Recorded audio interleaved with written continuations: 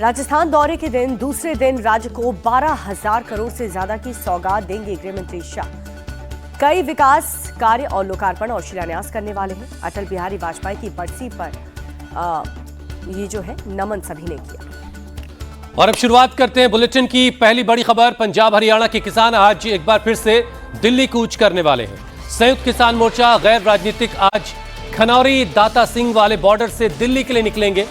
किसान 228 किलोमीटर लंबा किसान बचाओ पदयात्रा करके 29 अगस्त को दिल्ली पहुंचेंगे, जहां 29 अगस्त को दिल्ली के जंतर मंतर पर एक विशाल किसान पंचायत होनी है।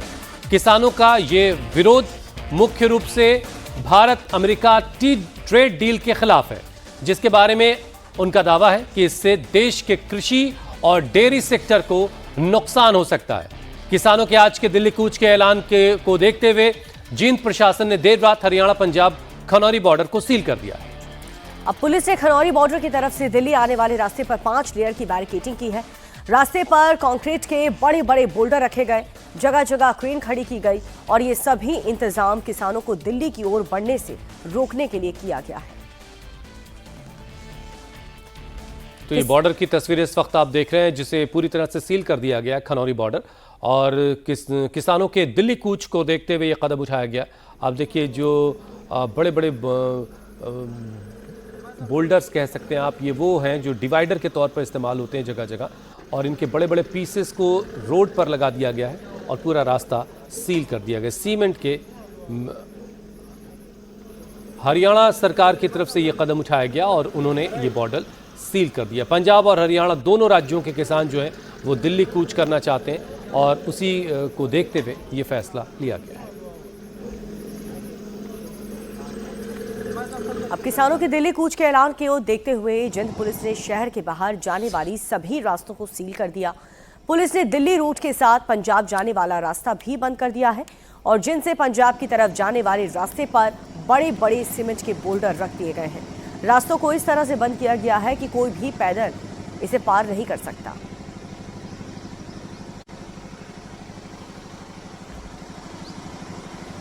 तो दोनों राज्यों ने, पंजाब और हरियाणा ने, दोनों राज्यों ने अपने क्षेत्र से दिल्ली की तरफ आने वाले जो रास्ते हैं वो खुद ही सील कर दिए हैं कि पंजाब का कोई किसान पंजाब से निकलकर दिल्ली ना आ सके और हरियाणा का भी कोई किसान हरियाणा से निकल करके दिल्ली ना आ सके। इसका इंतज़ाम दोनों राज्य की सरकारों ने कर दिया है। आप सड़क देखिए, सड़क पर बड़े बड़े सीमेंट के बोल्डर्स लगा दिए गए, पूरा रास्ता ब्लॉक है। और ये जींद पंजाब बॉर्डर आप देख रहे हैं जो सील हुआ है, खनौरी बॉर्डर।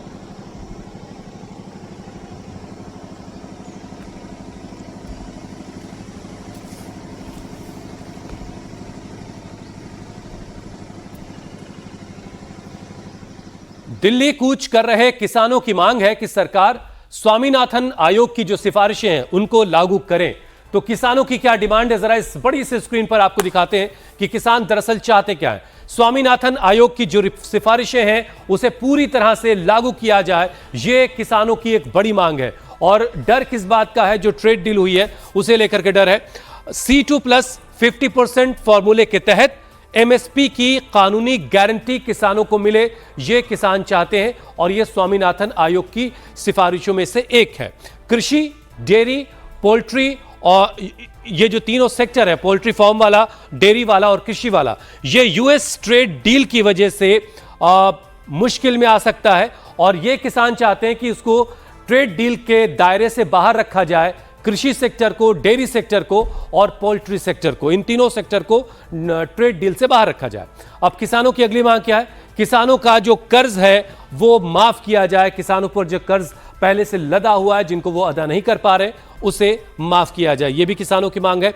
और गन्ने की के FRP में बढ़ोतरी की जाए, ये भी किसान मांग, ये भी उनकी मांग है। अभी हाल के वक्त में हमने मध्य प्रदेश में भी किसानों का प्रदर्शन देखा था MSP को लेकर के। किसान आंदोलन से जुड़े मामले वापस हों, किसानों से जुड़े जो तमाम मामले दर्ज हुए अलग अलग किसान आंदोलनों के दौरान, उनसे जुड़े जो मामले हैं वो वापस लिए जाएं। किसान जींद से 228 किलोमीटर पैदल चलकर दिल्ली के जंतर मंतर पहुंचेंगे, जहां 29 अगस्त को किसान महापंचायत होनी है। संयुक्त किसान मोर्चा गैर राजनीतिक की अगुवाई में ये किसानों की महापंचायत होनी है। ये किसान मोर्चा जो है गैर राजनीतिक नाम से है। इसके बैनर तले ये प्रोग्राम होना है किसान संगठनों का, और इसी के तहत ये दिल्ली कूच का प्रोग्राम है और एक विशाल पंचायत दिल्ली में होनी है, जिसके लिए एक संयुक्त किसान मोर्चा की तरफ से दिल्ली कूच का ऐलान हुआ है। और जो हमने आपको उससे पहले तस्वीरें दिखाई कि दिल्ली आने वाले तमाम रास्तों को सील कर दिया गया है। अब किसान बचाओ पदयात्रा हो रही है जींद से दिल्ली के जंतर मंतर तक, और दिल्ली के जंतर मंतर पर ही एक विशाल महापंचायत होनी है किसानों की, जिसे देखते हुए यह कदम उठाए गए। 228 किलोमीटर पैदल सफर करके किसान दिल्ली पहुंचेंगे और उसके बाद दिल्ली में जो है जींद से जो दिल्ली की दूरी है वो 228 किलोमीटर है, और दिल्ली पहुंचने के बाद जंतर मंतर पर एक विशाल महापंचायत की तैयारी किसानों की है, जिसे देखते हुए यह कदम उठाया गया है। 29 अगस्त का दिन तय किया गया है। 29 अगस्त को दिल्ली के जंतर मंतर पर बड़े एक महापंचायत की तैयारी है, जिसके लिए किसान दिल्ली आना चाहते हैं, और उन रास्तों को सील कर दिया गया जिनसे किसान दिल्ली पहुंच सकते हैं। किसानों के दिल्ली कूच के ऐलान के बाद हरियाणा पंजाब के खनौरी बॉर्डर को सील कर दिया गया। कौन कौन से रास्ते बंद हैं और कैसे उन रास्तों को ब्लॉक किया गया वो आपको बताते हैं। जींद बॉर्डर जो है उसे सील कर दिया गया है। 5 लेयर की बैरिकेटिंग यहां की गई है, बड़े बड़े बोल्डर लगा दिए गए हैं, सड़क पूरी तरह से ब्लॉक कर दी गई है। एक तरीके से आप कह सकते हैं कि चप्पे चप्पे पर किलेबंदी कर दी गई किसानों की पदयात्रा को रोकने के लिए। इसके अलावा जींद बॉर्डर तो आपको मैंने बताया कि सील कर दिया गया है। इसके अलावा भी जो तमाम रास्ते दिल्ली की जानिब आते हैं वो हरियाणा से हो, ये तस्वीरें अब आप देख रहे हैं, हरियाणा से रास्ते जो दिल्ली की तरफ आते हैं या फिर जो रास्ते पंजाब से दिल्ली की जानिब आते हैं, उन तमाम रास्तों को कुछ इस तरीके से सील कर दिया गया। 5 लेयर की बैरिकेड की गई है। और इस खबर पर और डिटेल जानने के लिए हमारे सहयोगी पुनीत परिंजा के पास हम चलते हैं, जो इस वक्त हमारे साथ फोन लाइन पर मौजूद हैं। पुनीत, हमने तैयारियां दिखा दी हैं कि सरकार ने किस तरह की तैयारी की किसानों को रोकने के लिए। अब किसानों की तैयारी क्या है, जरा वो आप बताइए। देखिए, ये पूरा का पूरा जो ग्रुप है ये एसकेएम है, जो गैर राजनीतिक है। गैर राजनीतिक जिन्होंने जब चुनाव हुए थे उसमें हिस्सा नहीं लिया था, दूरी बनाकर रखी थी, जो मैं अपने ग्रुप का नाम जो था वो गैर राजनीतिक कर लिया था, जिसमें डल्लेवाल है और स्वर्ण सिंह पंधेर ये ग्रुप है। जगजीत सिंह डल्लेवाल की तरफ से ये कॉल दी गई है, किसानों की महापंचायत होनी है जंतर मंतर पर, जिसमें बताया जा रहा है कि पूरे देश से किसान जो है वो वहां पर इकट्ठा हो रहे हैं। और पंजाब की तरफ से डल्लेवाल ग्रुप जो है वो 51 किसान जो है वो भेज रहे हैं, और 200 किसान जो है वो एज ए वॉलंटियर उनके साथ रहेंगे और उनको रास्ते पर लेकर जाएंगे। हालांकि ये क्लेम ये किया जा रहा है डल्लेवाल ग्रुप की तरफ से कि ये पूरा का पूरा जो मार्च है वो शांतिपूर्ण रहेगा, और उन्होंने ये भी कहा है कि हो सके हमें उम्मीद है कि इस शांतिपूर्ण मार्च को सरकार आगे जाने की इजाजत देगी, और हम किसी तरह के कुछ भी जो है बैरिकेड्स वगैरह या इस तरह की चीजें नहीं तोड़ेंगे, जिस तरह की पहले शंभू बॉर्डर पर भी देखने को मिला, खनौरी बॉर्डर पर भी देखने को मिला था। उस तरह की बात नहीं की जाएगी। सिर्फ उनके एक शांतिपूर्ण मार्च है, जो कि पैदल ही किसान जो है वो दिल्ली पहुंचेंगे, और इसमें 200 किसान जो है वो अलग से उनकी सहायता के लिए कि अगर रास्ते में कोई बीमार हो जाता है या कोई चलते चलते थक जाता है तो उसकी जगह वो वहां पर रहेंगे। लेकिन जो जत्था है वो 51 किसानों का ही रहेगा। जो आप जो बता रहे हैं उसके मुताबिक कुल 251 किसान हैं जो दिल्ली आना चाहते हैं, लेकिन सरकार ये नहीं चाहती कि किसान दिल्ली पहुंचे, और इसीलिए रास्तों को पूरी तरह से बंद कर दिया गया। बहुत शुक्रिया पुनीत हमारे साथ जुड़ने के लिए। अब पंजाब और हरियाणा के किसानों के आंदोलन के बाद बात रांची में चल रहे छात्रों के आंदोलन की, जो अब और भी ज्यादा तेज हो चुका है। झारखंड के आंदोलनकारी छात्रों के प्रोटेस्ट का आज 23वां दिन है, लेकिन 22 दिनों तक शांतिपूर्ण प्रोटेस्ट के बाद अब जो स्टूडेंट्स हैं वो सोरेन सरकार के खिलाफ एक बड़ा मोर्चा खोल रहे हैं। छात्रों ने अब सीधे सीधे सीएम हेमंत सोरेन से इस्तीफे की मांग की है, और साथ ही आंदोलनकारी छात्रों का गुस्सा अब राहुल गांधी पर भी फूट रहा है। छात्र आज सोरेन और राहुल गांधी का पुतला फूंकने वाले हैं। इसके साथ ही छात्रों ने यह अल्टीमेटम दिया है कि अगर 18 अगस्त तक उनकी मांगें नहीं सुनी गई तो वो 20 अगस्त को सीएम हाउस का घेराव करेंगे। तो छात्रों ने अपनी जो मांगे हैं उनके मानने का एक वक्त दिया है, और कहा यह गया है कि अगर ये मांगे नहीं मानी गई तो सीएम हाउस का घेराव होगा, और सीएम सोरेन का इस्तीफा मांगे। आज जो है राहुल गांधी और हेमंत सोरेन के पुतले को जलाने का भी ऐलान छात्रों ने कर रखा है।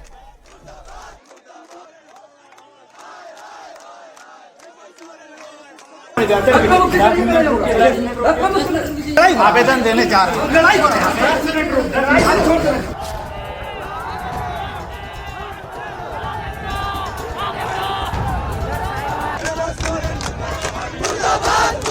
ये जबरदस्ती हो रहा है। ये लोकतंत्र में हम अपराधी हैं। नहीं हम अपराधी हैं। अब हमको अरेस्ट करके जाएंगे। सर, ये डिटेन हुआ ना सर, इसको सतर्कता पे अब हमको अरेस्ट कुछ ऐसा धारा है कि फिर उस तरह के नहीं, हमको अंदर से लोग करके जान से मारना चाहते हैं। पहले गेट खोलिए। हाथ में तिरंगा, माथे पर तिरंगा की पट्टी। छात्र नेता देवेंद्र नाथ महतो को रोकने की कोशिश करती रांची पुलिस और धक्का मुक्की के बीच जंग का मैदान बने रांची सदर हॉस्पिटल का वार्ड का ये वीडियो उस वक्त का है जब छात्र नेता देवेंद्र नाथ महतो स्वतंत्रता दिवस के मौके पर तिरंगा यात्रा में शामिल होने जा रहे थे। आवेदन देने जा रहे देवेंद्र नाथ महतो का आरोप है कि रांची हॉस्पिटल से जयपाल सिंह मुंडा स्टेडियम जाने की कोशिश के दौरान उनके साथ पुलिस ने धक्का मुक्की की और उनके समर्थकों की पिटाई की। हॉस्पिटल के अंदर एडमिट रहने के बावजूद पुलिस मुझे धक्का मुक्की किया, मारपीट किया, लाठीचार्ज करने ही वाली थी। हमारे साथी लाठी से बचा लिया, मेरे साथियों को पटक पटक के मारा। मैं झारखंड के भ्रष्ट एजुकेशन सिस्टम के सुधार को लेकर के आंदोलन कर रहा हूँ। मैं 14वें दिन से भूख हड़ताल पे हूँ। मैं जेपीएससी जेएसएसटी के में पेपर लीक और भ्रष्टाचार के खिलाफ आंदोलन कर रहा हूँ। मेरा क्या गुनाह है? आज मैं जवाब चाहता हूँ, मैं न्याय चाहता हूँ। किसके आदेश से ऐसा किया गया? किसके आदेश पे मारा गया? मैं इंसाफ चाहता हूँ कि मुझे झंडा फहराने से आज़ादी के दिन रोका गया और मारा गया। मुझे तिरंगा यात्रा में शामिल होने से रोका गया। आज़ादी का 80 साल में झंडा फहराना अपराध है, तिरंगा यात्रा में शामिल होना अपराध है। छात्रों की मांग को लेकर 14 दिनों से भूख हड़ताल पर बैठे छात्र नेता देवेंद्र के अनशन का आज 15वां दिन है। रांची के अस्पताल में इलाजरत देवेंद्र महतो का आरोप है कि 15 अगस्त के मौके पर उन्हें तिरंगा यात्रा में शामिल होने से रोका गया। अब देवेंद्र महतो सोरेन सरकार से अपने साथ हुई ज्यादती को लेकर जवाब चाहते हैं, तो अपनी मांगों को लेकर प्रोटेस्ट कर रहे जेपीएससी जेएसएससी रिफॉर्म मंच के प्रोटेस्टर्स हेमंत सरकार के इस रवैये से बेहद गुस्से में। आंदोलन कर रहे छात्रों ने अब नई मांग के साथ प्रोटेस्ट का नया कैलेंडर भी जारी कर दिया है। जेपीएससी जेएसएससी के खिलाफ आंदोलन कर रहे छात्रों ने अब सीधे सीएम हेमंत सोरेन के इस्तीफे की मांग कर दी है। ये पहला मौका है जब जेपीएससी जेएसएससी रिफॉर्म मंच ने सीएम के इस्तीफे की मांग की है। इसके साथ ही आंदोलनकारी छात्र रांची समेत राज्य के सभी 24 जिलों में सीएम हेमंत सोरेन और राहुल गांधी का पुतला दहन करने वाले हैं। छात्रों ने 18 तारीख तक राज्य सरकार को अल्टीमेटम दिया है। इस दौरान उनकी मांगे नहीं मानी गई तो 20 अगस्त को वो सीएम हाउस का घेराव करेंगे। छात्र नेताओं का दावा है कि 20 अगस्त का प्रोटेस्ट 10 अगस्त को हुए विधानसभा घेराव से भी बड़ा प्रोटेस्ट होगा। छात्रों का कहना है कि गांधीवादी तरीके से शांतिपूर्ण आंदोलन के बाद अब आंदोलन में भगत सिंह और सुभाष चंद्र बोस का रास्ता अपनाया जाएगा। जेपीएससी 11 to 13 जेएसएससी सीजीएल रद्द और साथ में सीबीआई जांच, और अगर नहीं हो पा रहा है तो माननीय मुख्यमंत्री इस्तीफा दें। माननीय मुख्यमंत्री इस्तीफा दें। यह मंच पहली बार यह मांग कर रहा है कि अगर आपसे सीजीएल और 11 to 13 जेपीएससी रद्द नहीं हो रहा है तो आप इस्तीफा दें। महापुतला दहन करने वाले हैं सरकार बहादुर का झारखंड के 24 जिलों के हर मुख्यालय में, और मुख्य पुतला अल्बर्ट एक्का चौक पे दहन किया जाएगा।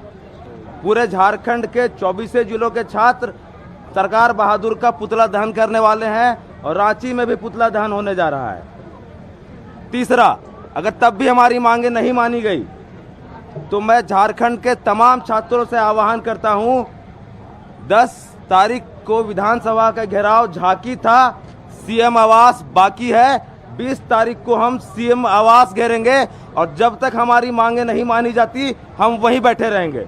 कि एक खबर फैल रही है सोशल मीडिया में कि 16 तारीख को जो है सो सीएम आवास का घेरावा हम लोग के द्वारा किया गया है। मैं इस बात का भी खंडन करता हूं, हम लोग के द्वारा ऐसा कोई कॉल नहीं किया गया है।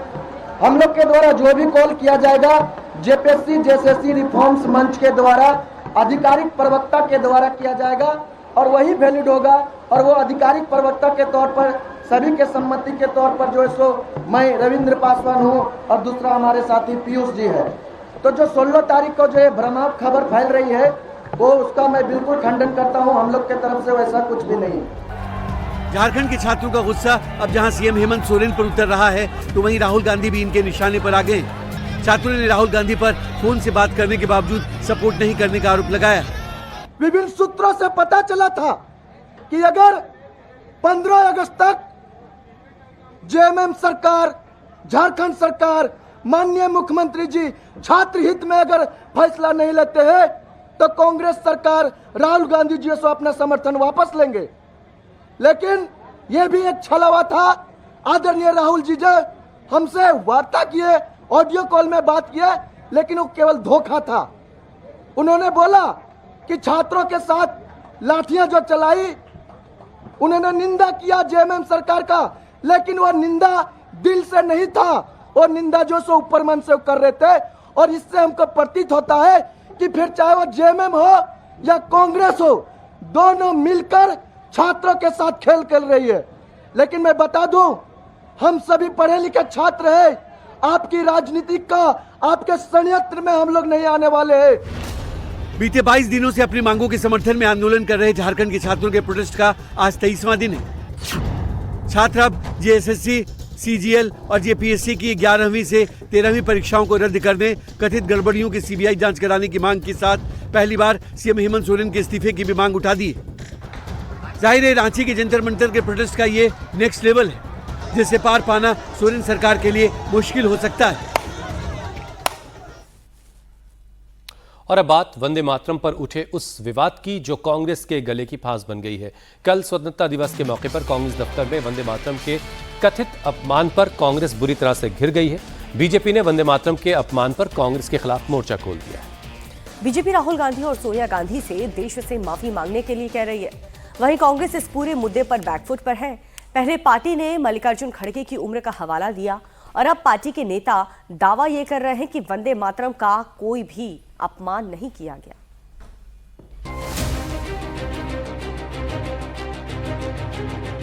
कांग्रेस पार्टी अभी भी संभवतः राष्ट्रगीत वंदे मातरम को संपूर्ण रूप से स्वीकार नहीं कर पाई। कोई रोकने का कोई प्रयास नहीं था, कोई रोकने का प्रयास नहीं था, क्योंकि लंबे समय से कांग्रेस अध्यक्ष खड़े हुए थे। सोनिया जी कह रही थी उनके लिए कुर्सी लाके रख दो, बस, उसमें कोई नहीं था। 15 अगस्त पर कांग्रेस दफ्तर में वंदे मातरम का हुआ अपमान।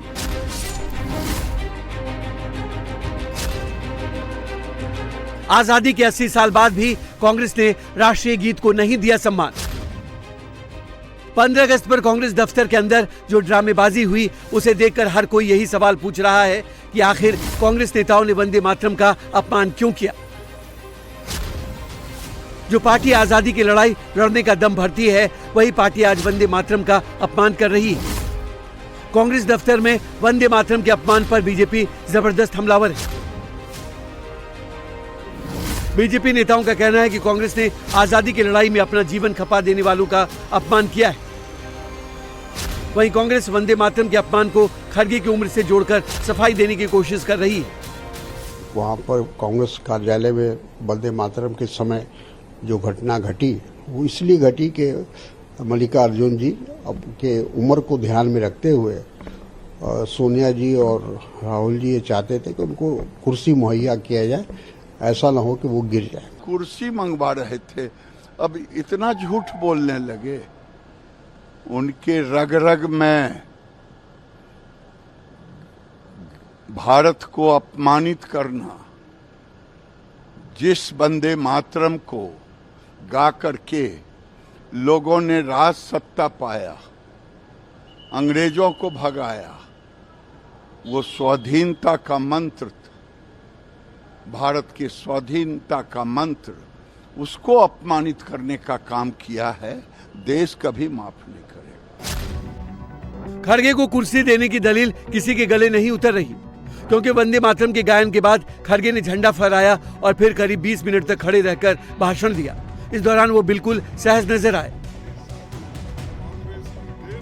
वंदे मातरम के मुद्दे पर जहां बीजेपी देशभक्ति पर कांग्रेस की नीयत पर सवाल उठा रही है, वहीं कांग्रेस पार्टी से मुसलमानों से जोड़कर अपना वोट बैंक साधने में लगी। कांग्रेस दफ्तर में वंदे मातरम को शॉर्ट करना और उस वक्त करना जहां सोनिया गांधी जी, राहुल गांधी जी सब उपस्थित हैं,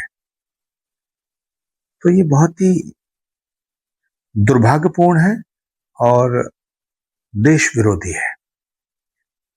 वंदे मातरम के बिना भारत और भारतीयता की कल्पना नहीं की जा सकती है। तो वंदे मातरम से जिसको गुरेज है, जिसको प्रॉब्लम है, मुझे लगता है कि वो भारत के शहीदों की शहादत का अपमान कर रहा है। ये जरूरी नहीं है कि हर आदमी पे ये कंपलसरी हो कि वो वंदे मातरम पढ़ेगा। वंदे मातरम की इज्जत करना अलहदा चीज है, उसको पढ़ना अलहदा चीज है। भारतीय जनता पार्टी के पास आज पार्लियामेंट के अंदर अक्सरियत है, इसलिए ये कानून उसने सिर्फ मुसलमानों को परेशान करने के लिए, उनके मजहबी जज्बात के साथ खिलवाड़ करने के लिए इसको कानून का दर्जा दिया है। वंदे मातरम के अपमान पर वीएचपी ने भी कांग्रेस के खिलाफ मोर्चा खोल दिया है। वीएचपी प्रवक्ता विनोद बंसल ने आरोप लगाया कि कांग्रेस नेताओं को वंदे मातरम को मिला सम्मान अच्छा नहीं लग रहा है। इतनी बड़ी पार्टी, इतने पुराने लोग और इतना सारा राष्ट्रीय जीवन मूल्यों के साथ में दम्भ भरने वाले कि हमने तो राष्ट्र को आजाद किया था और हमारे लोग वीर गति को प्राप्त हुए थे, ये था वो था, उनको वंदे मातरम तक सहन नहीं हुआ। बड़ी विचित्र विडंबना है कि इस वंदे मातरम के अपमान में सिर्फ पार्टी अध्यक्ष या पार्टी की जो सीपीपी की चेयरपर्सन है सोनिया जी, वो शामिल नहीं थी। साथ ही साथ जो रोजाना एक लाल कलर का वो जो संविधान की कॉपी हाथ में लेकर घूमते हैं, पूरे देश को जोड़ने की बात करते हैं, वो स्वयं भी तो उन्हीं के साथ खड़े हुए नजर आ रहे थे। वो भी तो हिलते डुलते और बातचीत करते नजर आ रहे थे। लाल किले की प्राचीर से माननीय प्रधानमंत्री के नेतृत्व में पूरा वंदे मातरम गाया गया। वंदे मातरम को वो सम्मान दिया जा रहा था। संभवतः लगता है कि वो कांग्रेस को वो सम्मान पसंद नहीं आया, वो उनको खल गया। लेकिन बेहद दुर्भाग्यपूर्ण है। अब इनमें से किसी भी कांग्रेस नेता को राष्ट्र के बारे में, राष्ट्रीयता के बारे में और देश के जीवन मूल्यों के बारे में, भारत माता के बारे में कुछ कहने का अब अधिकार नहीं बचा। देश के कई ऐसे हिस्से जहां पर इन दिनों भारी बारिश और बाढ़ आ रही है। मॉनसून की सबसे बड़ी मार नॉर्थ ईस्ट में इस वक्त पड़ रही है, जहां पर अरुणाचल प्रदेश और सिक्किम में लैंडस्लाइड और सैलाब ने तबाही मचा दी। असम के गुवाहाटी में भारी बारिश से जनजीवन पूरी तरह से अस्त व्यस्त हो चुका है। वेस्ट सिक्किम में रिम्बी और सिंगलीटिम इलाके में बड़े पैमाने पर लैंडस्लाइड हुआ और लैंडस्लाइड के कारण पहाड़ों से भारी मात्रा में मलबा गिरने से हालात लगातार हो रहे लैंडस्लाइड की वजह से 150 से ज्यादा लोग फंस गए, जिन्हें निकालने के लिए प्रशासन को रेस्क्यू ऑपरेशन चलाना पड़ा। आप ये तस्वीरें देख रहे हैं वेस्ट सिक्किम की, जहां पर लैंडस्लाइड हुआ और लैंडस्लाइड की वजह से काफ़ी लोग फंस गए और प्रशासन ने एक रेस्क्यू ऑपरेशन चलाकर इन लोगों को बचाया। उधर जम्मू कश्मीर के पहलगाम में एक बार फिर से अवूरा नाला उफान पर है। फ्लैश फ्लड के बाद पानी का तेज बहाव की वजह से सड़कें बह गई हैं। ये वही सड़क है जो कुछ दिन पहले बादल फटने के बाद बह गई थी। सड़क पर मरम्मत का काम चल रहा था, लेकिन फ्लैश फ्लड की वजह से सड़क का हिस्सा बह गया।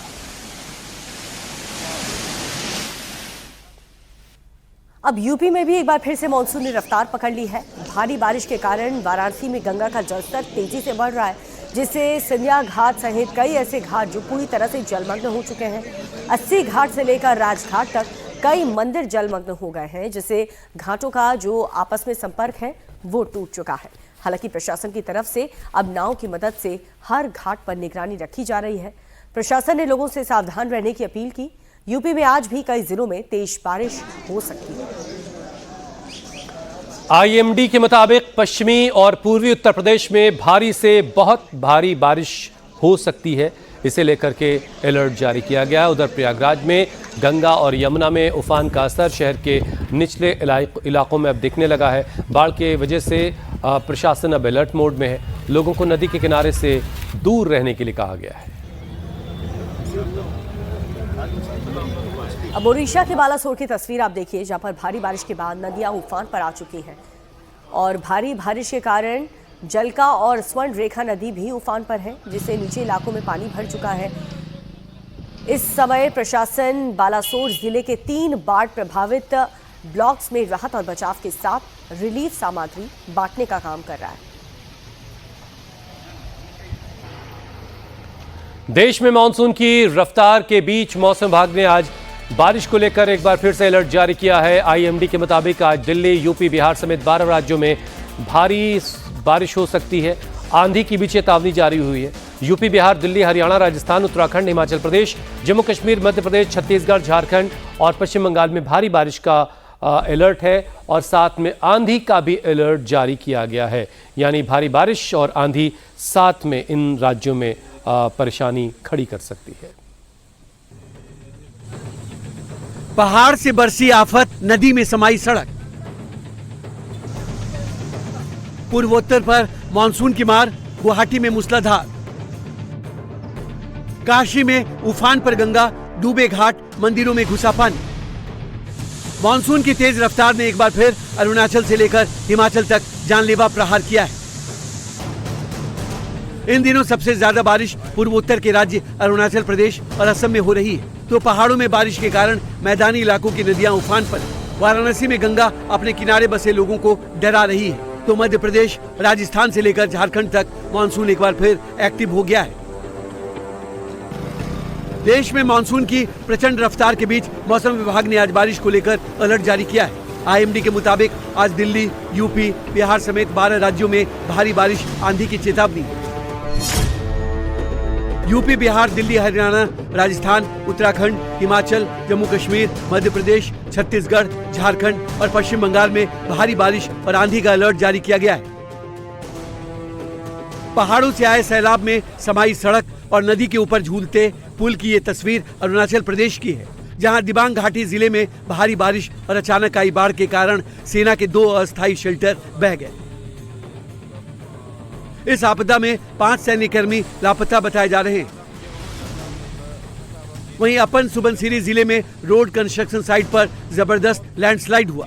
लैंडस्लाइड के मलबे की चपेट में आने से 4 लोगों की मौत हो गई। सड़कों पर उमड़े सैलाब और घुटनों से ऊपर तक भरे पानी के बीच रेंगती गाड़ियों का ये वीडियो पूर्वोत्तर राज्य असम का है, जहां देर रात तक हुई भारी बारिश के बाद गुवाहाटी शहर पानी पानी हो गया। तेज बारिश के बाद गुवाहाटी के कई निचले इलाकों में पानी भर गया, जिससे आम लोगों को आवाजाही में परेशानी का सामना करना पड़ा। इधर यूपी में भी एक बार फिर मानसून ने रफ्तार पकड़ ली है। भारी बारिश के कारण वाराणसी में गंगा का जलस्तर तेजी से बढ़ रहा है, जिससे सिंधिया घाट सहित कई घाट जलमग्न हो गए हैं। 80 घाट से लेकर राजघाट तक कई मंदिर जलमग्न हो गए, जिससे घाटों का आपसी संपर्क फिर से टूट गया है। हालांकि प्रशासन की तरफ से अब नावों की मदद से हर घाट पर निगरानी रखी जा रही है। प्रशासन ने लोगों से सतर्क रहने की अपील की है। यूपी में आज भी कई जिलों में तेज बारिश हो सकती है। आईएमडी ने पश्चिमी और पूर्वी यूपी में भारी से बहुत भारी बारिश का अलर्ट जारी किया है।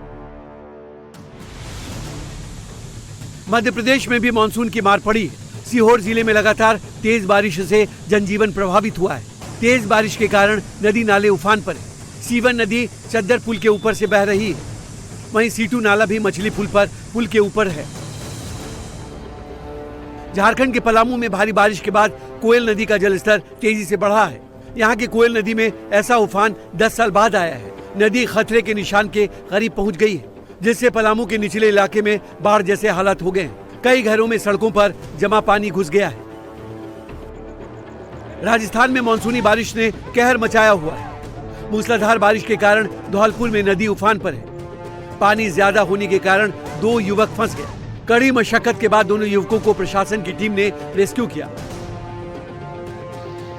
ओडिशा के मयूरभंज में पानी से लबालब पुल पार करने की कोशिश करना एक पिकअप ड्राइवर को भारी पड़ गया। पिकअप ड्राइवर ने पानी के बीच से पुल पार करने की कोशिश की, लेकिन तेज बहाव के कारण पिकअप संतुलन खो बैठी और बहते हुए पुल से नीचे गिर गई। देखते ही देखते पिकअप पानी में डूबने लगी। घटना की जानकारी मिलते ही रेस्क्यू टीम मौके पर पहुंची। 3 घंटे की मशक्कत के बाद ड्राइवर और हेल्पर को सुरक्षित बाहर निकाला गया। अभी अगस्त का आधा महीना ही गुजरा है और ये तस्वीरें तो ट्रेलर मात्र हैं। मौसम विभाग ने आगे के लिए जिस तरह की भविष्यवाणी की है, उससे हालात और भी खराब हो सकते हैं। बंगाल के पूर्व डिप्टी स्पीकर का शव मिला है। फांसी के फंदे से लटका हुआ उनका शव पाया गया। टीएमसी नेता आशीष बनर्जी का शव फंदे से लटका हुआ मिला। बीरभूम के रामपुर हाट के पार्टी दफ्तर में उनका शव मिला है। पुलिस ने शव को कब्जे में लेकर के पोस्टमार्टम के लिए भेज दिया।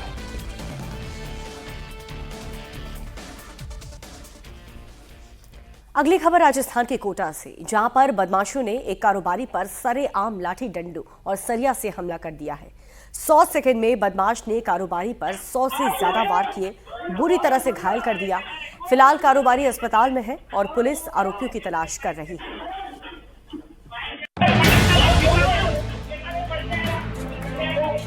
1 2 3 4 5 6 7 8 9 10।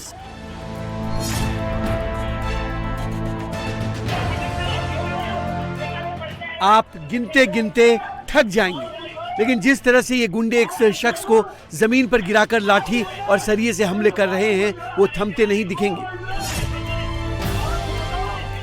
7 बदमाशों ने एक शख्स को दौड़ाया। दौड़ाते दौड़ाते ये शख्स जब लड़खड़ाकर सड़क पर गिर गया, इसके बाद तो बदमाशों की फौज ने उस पर लाठी और सरिये से ताबड़तोड़ हमला करना शुरू कर दिया।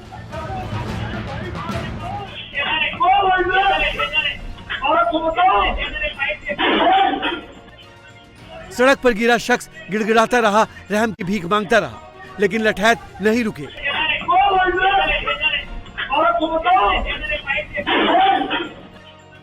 जिस जगह पर ये बदमाश इस शख्स को पीट रहे थे, वहां से कई गाड़ियां आई गईं, कुछ गाड़ियां रुकी भी, लेकिन किसी ने भी इस शख्स की मदद नहीं की। कोई भी बदमाशों को रोकने की हिम्मत नहीं जुटा सके।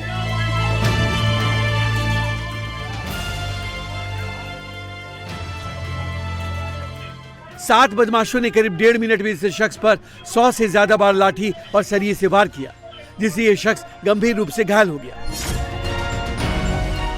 सरिया में एक शख्स की पिटाई का ये वीडियो राजस्थान के कोटा का है। ब्रेक के बाद एक बार फिर आपका स्वागत है। अगली बड़ी खबर उत्तर प्रदेश के कानपुर से है, जहां एक कपड़े के शोरूम में सेल में बिक रहे कपड़ों को खरीदने के लिए इतनी भीड़ आ गई कि वहां भगदड़ जैसे हालात बन गए। कानपुर के बांस मंडी स्थित आलम मार्केट में एक शॉप ओनर ने अपने बर्थडे के मौके पर जीन्स, शर्ट, टी शर्ट, यानी जो सारी चीज़ें उनके पास थी, उन सब सारी चीज़ों की कीमत 16 मिनट के लिए 16 रुपए कर दी थी। अब इस ऐलान के बाद जो हुआ वो आपके सामने है। इसके बाद कल देर रात तक अचानक से बाजार का जो माहौल है वो एकदम से बदल गया। बताया जा रहा है कि ऑफर की इंफॉर्मेशन जैसे ही सोशल मीडिया पर दी गई, उसके बाद बड़ी संख्या में लोग इस ऑफर का फायदा उठाने के लिए आलम मार्केट पहुंचे और देखते ही देखते बाजार में भीड़ बढ़ती चली गई और मौके पर अफरा तफरी की स्थिति बन गई। हालात संभालने के लिए आखिरकार पुलिस को आना पड़ा। ब्रेक के बाद एक बार फिर आपका स्वागत है। ग्रेटर नोएडा में पुलिस की कार सवार 2 बदमाशों से मुठभेड़ हो गई। घेराबंदी करने पर बदमाशों ने पुलिस पर फायर कर दिया। जवाबी कार्रवाई में दोनों बदमाश जख्मी हुए, जिन्हें इलाज के लिए अस्पताल में भर्ती करवा दिया गया है। पुलिस से मिली जानकारी के मुताबिक कार में बंधक बनाकर बदमाशों ने 2 लोगों से लूटपाट की थी। खबर मिलते ही पुलिस मौके पर पहुंची। बदमाशों से मुठभेड़ के बाद उन्हें गिरफ्तार कर लिया गया। तो ग्रेटर नोएडा की एक खबर आपको बता रहे हैं, जहां पर 2 शातिर बदमाशों को पुलिस की टीम ने घेराबंदी करने पर बदमाशों ने पुलिस पर जब फायरिंग शुरू की। जवाबी कार्रवाई में दोनों बदमाश घायल हो गए, जिन्हें इलाज के लिए अस्पताल में भर्ती करवा दिया गया है। और पुलिस जो जानकारी दे रही है उसके मुताबिक कार में बंधक बना करके ये बदमाश ने 2 लोगों से लूटपाट की थी और सूचना जैसे ही मिली पुलिस की टीम एक्शन मोड में आई, बदमाशों को मुठभेड़ के बाद गिरफ्तार किया। यूपी के सीतापुर में लापता नाबालिग की डेड बॉडी के मिलने के मामले में बड़ी कार्रवाई हुई। पुलिस ने इस मामले में अब तक 3 आरोपियों को पकड़ा है, जिनसे पूछताछ की जा रही है और लापरवाही के आरोप में चौकी इंचार्ज को सस्पेंड कर दिया गया। थाना प्रभारी के खिलाफ विभागीय जांच के आदेश दे दिए गए हैं। सीतापुर कोतवाली देहात के सहरोई गांव में 11 अगस्त की शाम से लापता एक लड़की की डेड बॉडी मिली।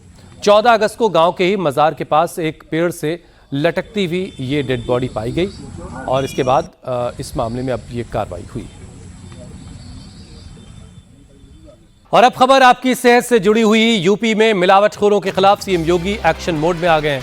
सीएम योगी ने प्रदेश में मिलावटखोरों के खिलाफ जीरो टॉलरेंस पॉलिसी पर काम करने का आदेश दिया है।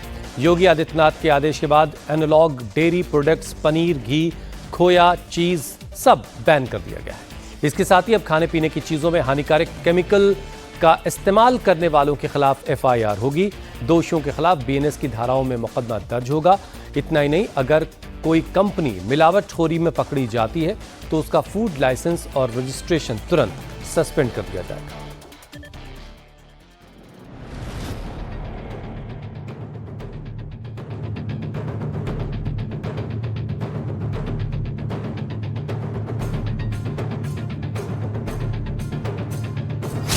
यूपी में अब मिलावटखोरों की खैर नहीं।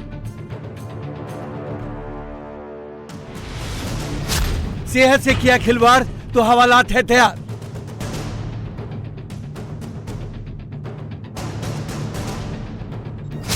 एनालॉग डेयरी प्रोडक्ट्स पर एक्शन, पनीर, घी, खोया सब बैन। यूपी में अब मिलावट करने वालों की खैर नहीं। सीएम योगी ने मिलावटखोर माफियाओं के खिलाफ एक्शन का ऑर्डर दे दिया है। अब यूपी में मिलावट के खिलाफ क्रिमिनल्स की तरह जीरो टॉलरेंस नीति पर एक्शन होगा। यानी जिसने भी अब मिलावट करने की कोशिश की तो उसका हिसाब अब सीधे पुलिस करेगी। खाद्य सुरक्षा विभाग की तरफ से जारी आदेश में कहा गया है, एनालॉग डेयरी प्रोडक्ट्स, पनीर, घी, खोया, चीज सब बैन कर दिया गया है। अब हानिकारक केमिकल का इस्तेमाल करने वालों पर एफआईआर दर्ज होगी। दोषियों के खिलाफ बीएनएस की धाराओं में मुकदमा दर्ज कराया जाएगा। अगर कोई कंपनी मिलावटखोरी में पकड़ी जाती है तो उसका फूड लाइसेंस और रजिस्ट्रेशन तुरंत सस्पेंड होगा। खाद्य सुरक्षा विभाग का ये एक्शन यूपी में बड़े पैमाने पर मिलावटी खाने पीने का सामान जब्त होने के बाद हुआ है। पिछले कुछ दिनों में खाद्य सुरक्षा विभाग को खाद्य तेल, रिफाइंड तेल, सोयाबीन ऑयल में मिलावट की कई शिकायतें मिली। खाने के सामान में टेल्कम पाउडर, डिटर्जेंट और टाइटेनियम डाइऑक्साइड के इस्तेमाल की पुष्टि हुई। लिक्विड ग्लूकोज, सेफुलाइट, रानीपॉल, टीनोपॉल और हाइड्रोजन पेरोक्साइड जैसे केमिकल खाने के इस्तेमाल में मिलाए जा रहे हैं। कुछ चीजों में neutraliser, surfactant, levelling agent, bleaching agent, whitening agent और इमल्सिफाइंग एजेंट जैसे खतरनाक केमिकल भी मिले। पिछले कुछ दिनों में लखनऊ, कानपुर, गाजियाबाद, मथुरा समेत कई जिलों में भारी मात्रा में मिलावटी पनीर और घी बरामद हुआ है। जिसके बाद मुख्यमंत्री सीएम योगी आदित्यनाथ के आदेश पर 3 जिलों गाजियाबाद, मथुरा, सहारनपुर में खाद्य सुरक्षा विभाग की 24 स्पेशल टीमों ने डेयरी प्रोडक्ट बनाने वाली यूनिट पर रेड की। छापे के बाद खाद्य विभाग ने 7,686 किलो मिलावटी डेयरी प्रोडक्ट जब्त किया। साथ ही इस मामले में 6 एफआईआर भी दर्ज कराई गई। रेड के दौरान 25 यूनिटों पर कार्रवाई की गई, जबकि 3 यूनिट नॉन ऑपरेशन मिली। जांच के दौरान पनीर बनाने में केमिकल इस्तेमाल होने के भी सबूत इन यूनिटों से मिले। कई जगहों पर खाद्य पदार्थों के निर्माण में साफ सफाई के मानकों का पालन नहीं किया जा रहा था। जांच टीम ने छापेमारी के दौरान 72 सैंपल लिए और जांच के लिए लैब भेजा। वहीं मिलावटी डेयरी प्रोडक्ट को जब्त कर उसे डंप कराया गया। यूपी के साथ ही कर्नाटक और महाराष्ट्र में भी मिलावटखोरों पर एक्शन जारी है। मैसूरू में खाद्य सुरक्षा विभाग की टीम ने 3 बड़े होटलों में रेड की। इस दौरान होटल रियो मेरिडियन से 9 kilo expired chicken, grand Mercure hotel से 68 किलो मीट और क्यू स्टार होटल से 4 किलो मशरूम जब्त किया गया। बेंगलुरु में भी खाद्य विभाग की टीम ने बड़ी कार्रवाई की। यहां सिटी सेंटर में केएफसी आउटलेट पर फूड सेफ्टी अधिकारियों ने रेड की। ये कार्रवाई एक ग्राहक की शिकायत के बाद की गई, जिसमें आरोप लगाया गया कि ग्राहक को ऑनलाइन ऑर्डर किए गए चिकन में खराब और बदबूदार चिकन मिला था। रेड के बाद चिकन स्टोर रूम और कोल्ड स्टोरेज के गोडाउन को सील कर दिया गया। टीम ने खाने के सैंपल इकट्ठा करके जांच के लिए लैब भेजे। अफसरों का कहना है कि लैब रिपोर्ट के आधार पर आगे की कार्रवाई की जाएगी। महाराष्ट्र में भी मिलावटखोरों के खिलाफ एक्शन जारी है। एफडीए कमिश्नर तुकाराम मुंडे के मुताबिक 2 महीनों में 3000 से ज्यादा जगहों पर जांच की गई, जिसके बाद गड़बड़ी मिलने पर 165 लाइसेंस सस्पेंड किए गए। 700 से ज्यादा यूनिट को कमियों को सुधारने के लिए नोटिस दिया गया। एफडीए के इस एक्शन से मिलावटखोरों में खौफ है। वहीं एफडीए एक के बाद एक रेड कर रहा है। मकसद साफ है, लोगों को मिलावटी खाने से बचाना है। और अब खबर यूपी के मेरठ से, जहां एक डिलीवरी बॉय को 5 मिनट की देरी हो जाने के बाद ऑर्डर पहुंचाना काफी महंगा पड़ गया।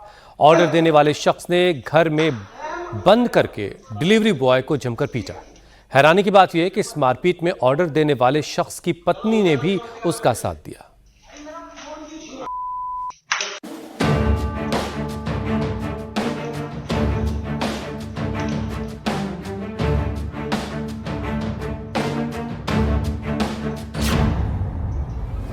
तारीख 14 अगस्त 2026।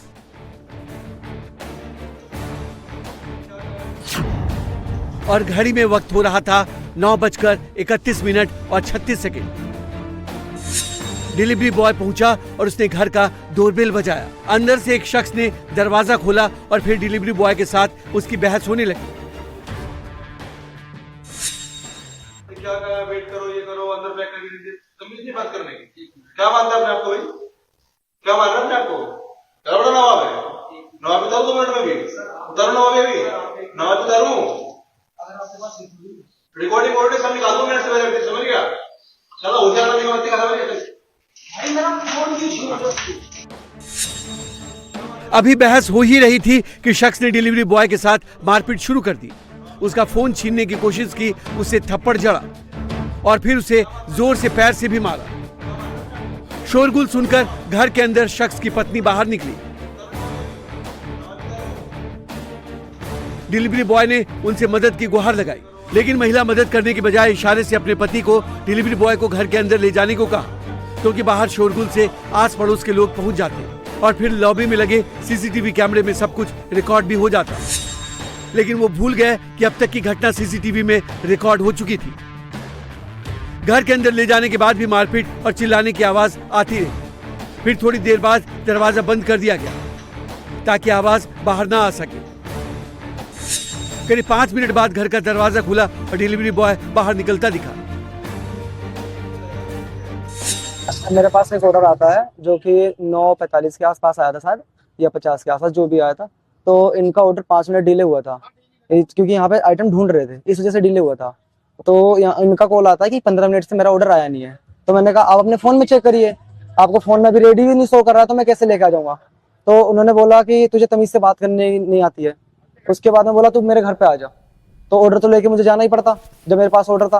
तो मैं इनके घर पे ऑर्डर देने गया था। जब मैं ऑर्डर देने गया हूँ, उसके बाद में इन्होंने ऑर्डर लेते ही हाथ में पकड़ा है। उसके बाद मेरे को बस कुछ नहीं पूछा, बस ये बोलना है कि तो तुझे बात करने की तमीज नहीं, किसी से बड़े से कैसे बात करते हैं। उसके बाद मारने लगे।